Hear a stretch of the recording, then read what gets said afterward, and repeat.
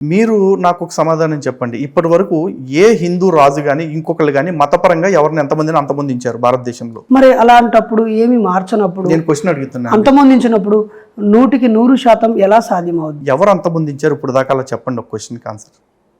ఏ రాజు అయినా సరే, ఒక హిందూ రాజు మతం కారణంగా పలానా మతం వాళ్ళని అణిచేశారు లేకపోతే అంతమొందించారు అనేది ఎక్కడుందో చెప్పండి. ఒకసారి మీ ఫోన్ ఆన్ చేసి హిందువులని విమర్శించిన వాళ్ళని అంతమొందించండి, నరికేస్తాం, చంపేస్తాం, పొడి చేస్తామని హైందవ ప్రతినిధులుగా ఉన్న ప్రముఖులు లేదా రాజులు కాదు చెప్తాను వినండి, ఆ పేరుతో రాజులు కాదు చెప్తాను వినండి. మీరు అడిగారు లేదు ఒక మాట ఇక్కడ నేను ఖండించి తీరాల్సిన సమయం. మీరు ఒక ప్రశ్న అడిగారు, 100% ఇది నేను ఖండించాల్సిన టాపిక్ కాదు చెప్తున్నాను. నేను ఖండించాల్సిన టాపిక్ కాదు చెప్తున్నా. హిందూ సంఘాల ప్రతినిధులు ఎవరు రాజులు కాదు. హిందూ సంఘాల ప్రతినిధులు చెప్పంగానే పొలోమని వెళ్ళిపోయి నరికేసే వాళ్ళు ఎవరూ లేరు. ఇప్పుడు దాకా అలాంటిది జరగలేదు. నేను అడిగిన టాపిక్ ఏంటి? మీరు ఎంతమందిని అంతమొందించేసి హిందూ రాజ్య స్థాపన చేద్దాం అనుకుంటున్నారు అన్నారు. ఇప్పటిదాకా హిందువులు ఏ రాజు కానీ ఏ వ్యక్తి కానీ మతపరంగా ఎంతమందిని అంతమొందించారు ఒక సమూహం ఈ మధ్య? అంటే మీరు ఒకవేళ అనకపోయి ఉంటే మీకు అభినందనలు. కానీ ఈ మధ్య కాలంలో విపరీత ధోరణి చోటు చేసుకుంటూ మా దేవుళ్ళని ప్రశ్నించిన, మా ఆచారాలని ప్రశ్నించిన, విమర్శించిన, నరకండి, చంపండి, కొట్టండి, ఒకవేళ జైల్లో పెట్టినా మేము విడిపిస్తాము, మీరు వాళ్ళని చంపేసినా మిమ్మల్ని బతికిస్తామని బాహాటంగా నాయకులే. బాహాటంగా నాయకులు అంటే వాళ్ళు ఎవరు చెప్పారో నాకు తెలియదు. హిందూ ద్రోహం నేను అన్నండి. నేను ఒక స్టేట్మెంట్ ఇక్కడ క్లియర్ గా ఇస్తా ఉన్నాను. ఒకవేళ హిందూ దేవీ దేవతల్ని, హిందూ పద్ధతుల్ని విమర్శించటం కాకుండా ఎవరైనా వ్యంగ్యం చేయటం, వెటకారం చేయటం, హేళన చేయటం కనుక చేసి అలాంటి వాళ్ళు ఎవరన్నా హిందూ నాయకుల చేతుల్లో దెబ్బలు తింటవో లేదా ప్రాణాలు పోగొట్టుకుంటూ చేస్తే ఆ పని చేసిన హిందూ నాయకుడు ఎవరైతే ఉంటాడో అటువంటి వ్యక్తికి పూర్తి న్యాయ సహాయం నేనే అందిస్తా. అంటే చంపేయమంటున్నారు మీరు? చంపేమని నేను అంటలా, చంపినంత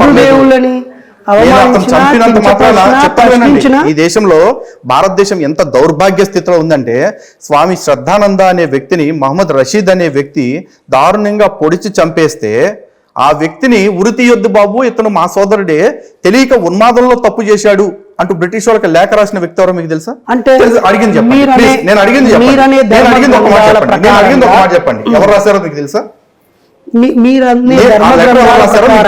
ఆ లెటర్ ఎవరు రాశారో మీకు తెలుసా? మహాత్మా గాంధీ రాశాడు. ఈ దేశంలో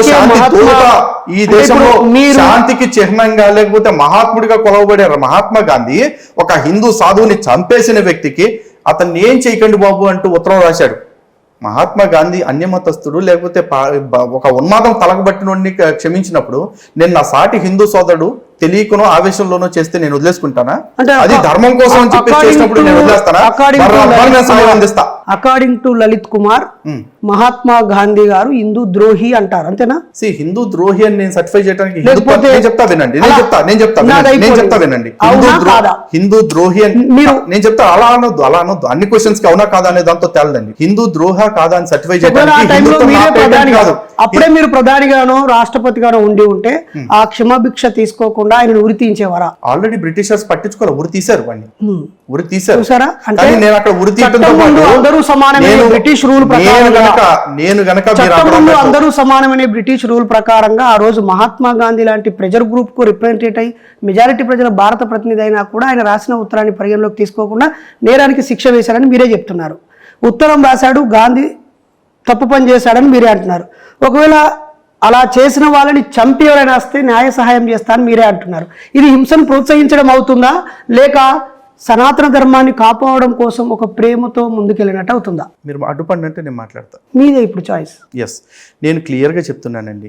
ఎవరైనా ఒక వ్యక్తి సనాతన ధర్మంలో ఉన్న దేవీ దేవతల్ని అవమానిస్తే, అంటే చాలా అభ్యంతరకర రీతిలో అవమానిస్తే, ఆ అభ్యంతరకర రీతిలో అవమానించిన వ్యక్తి చేసిన వ్యాఖ్యల్ని తట్టుకోలేక ఎవరన్నా ఆవేశంలో ఏదన్నా చేస్తే అతని హిందూ, నేను ఎందుకు వదిలేసుకుంటా? కాబట్టి చంపే నా హిందూ పతితో భవేత్ సర్వే హిందూ సర్వే సోదరః అనే దాన్ని పుణికిపుచ్చుకున్నారు. హిందూ అంటున్నారు, అసలు హిందూ అనే పదానికి నా స్టేట్మెంట్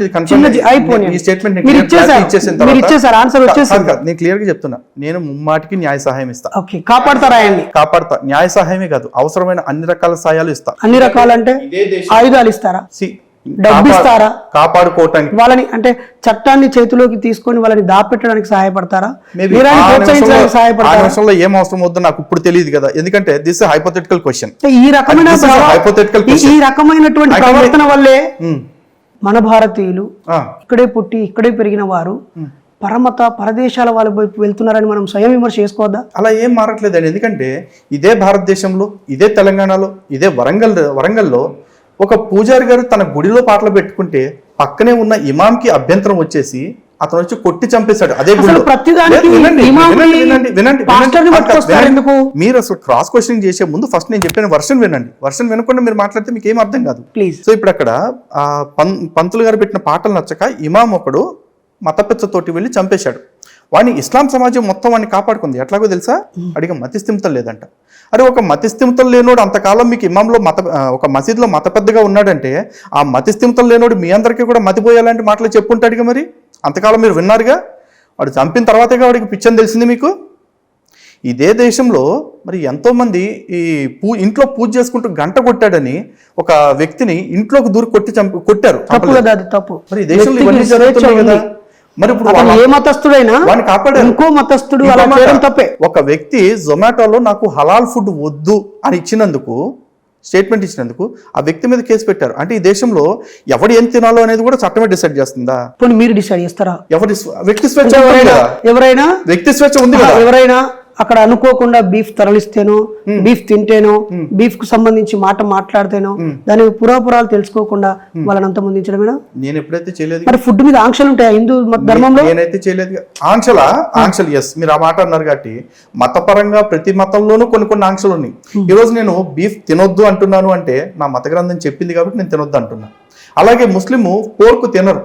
ముస్లిం పోర్క్ ఎందుకు తినట్లేదు అంటే వాళ్ళ మత గ్రంథం చెప్తుంది కాబట్టి వాళ్ళు తినట్లేదు.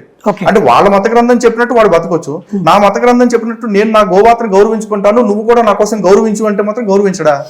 పరస్పర గౌరవం లేకుండా అంటే సామరస్యం అంటే ఏంటండి? ఒక్కళ్ళే ఎంతకాలం ఇంకోటి కొడతా ఉంటే రెండో వాడు ఇలా మూసుకు కూర్చుంటే సామరస్యమా? కాదు. సామరస్యం అంటే రెండు పక్కల నుంచి ఉండాలి. రెండు చేతులు కలిస్తేనే చప్పట్లైనా స్నేహమైనా సరే. మరి కేవలం హిందువులకు మాత్రమే బాధ్యతలు అప్పచెప్పి హక్కులన్నీ ఎదుటోళ్ళకి ఇస్తాను అంటే ఎంతకాలం సమస్యను నువ్వైనా, లలిత్ కుమార్ అయినా, డాక్టర్ బైరి నరేష్ అయినా, ఇంకొకరైనా సమస్యని ఎవరైనా మాట్లాడుతున్నారు, గుర్తిస్తున్నారు, అన్యాయమని అరుస్తున్నారు, కరపత్రాలు ఇస్తున్నారు, మాట్లాడుతున్నారు. దీని పరిష్కారాలు ఏమిటి? పరిష్కారం అనేది ఇందాక నేను చెప్తున్నా కదా, సమాజంలో ఏ ఒక్క వ్యక్తి అనుకుంటేనో, ఒక్క వర్గం అనుకుంటేనో అన్ని సమస్యలు పరిష్కారం అవ్వవు. ఈ దేశంలో రాజ్యాంగం అనేది ఒకటి అమల్లో ఉంది. ఆ రాజ్యాంగం పరిధిలోకి కొన్ని తీసుకువస్తే అన్ని సమస్యలు పరిష్కారం అవుతాయి.